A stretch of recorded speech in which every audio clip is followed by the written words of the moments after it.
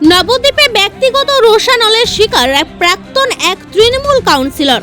প্রকাশ্যে দিবালোকে রাস্তার উপর মারধর করে ফেলে যাওয়ার অভিযোগ। দুষ্কৃতীদের সামনে ভয়ে কেউ প্রতিবাদ করার সাহস পর্যন্ত পাননি। এই ঘটনায় নবদ্বীপ শহর জুড়ে চাঞ্চল্য ছড়িয়ে পড়েছে। ব্যক্তিগত রোষ নাকি রাজনৈতিক প্রতিহিংসা, প্রশ্ন উঠছে নবদ্বীপ জুড়ে।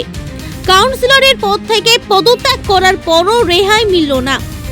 শনিবার দুপুরে স্কুল থেকে বাড়ি ফেরার পথে প্রতাপনগরে বিধায়কের বাড়ির সামনে নবদ্বীপ পুরসভার ৫ নম্বর ওয়ার্ডের প্রাক্তন কাউন্সিলর ঝন্টুলাল দাসের উপর দুষ্কৃতীদের হামলার অভিযোগ তাকে রাস্তায় ফেলে বেধড়ক মারধর করে রক্তাক্ত জখম করা হয়।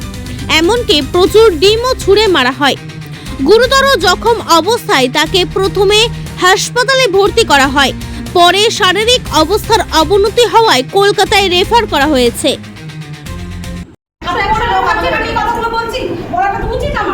আমার স্বামীর কোনো অন্যায় যদি পেত, আমি যদি ঘরে লুকিয়ে রাখতাম আমার স্বামীকে, কিন্তু আপনাদের অপরাধ ছিল সেদিন।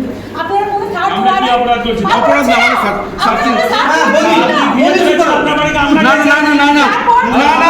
এই ঘটনায় ঝন্টুলাল দাসের স্ত্রী ও তৃণমূল কংগ্রেসের পক্ষ থেকে বিজেপির আশ্রিত দুষ্কৃতীদের বিরুদ্ধে অভিযোগ তোলা হয়েছে। যদিও এই অভিযোগের বিষয়ে বিজেপির প্রতিক্রিয়া এখনো জানা যায়নি।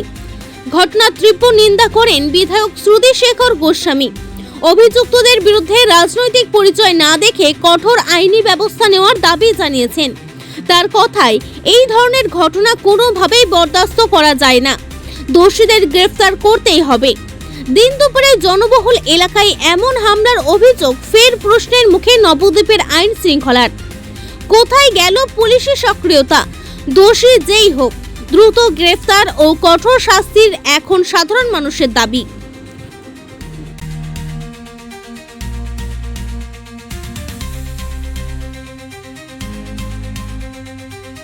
আমি স্কুল থেকে বাইরে বেরিয়েছি, কিছু লোকজন এসে আমাকে, ছেলেপেলেরা কিছু এসছে, আমাকে তারা মারধর করেছে। কে মেরেছে বা কিছু চিনতে পেরেছে? আমি কাউকে চিনতে পারিনি। কি কারণে মারলো সেটা? কিছু আমি বলছি তুই অন্যায় করেছিস, তুই তৃণমূলের দল করতি, তৃণমূল দল করে তুই তৃণমূল অনেক খেয়েছিস, অনেক কিছু করেছিস, তাই জন্য তোকে মারছি। আমি কিছু চিনতে পারিনি কারা কারা মেরেছে, আমি একজনকে চিনতে পারিনি। আমি আতঙ্ক হয়ে আমি পড়ে গেছিলাম, ওরা দুমাদুম করে আমার মেরেছে, আমাকে পাটা আমার ভেঙে দিয়েছে।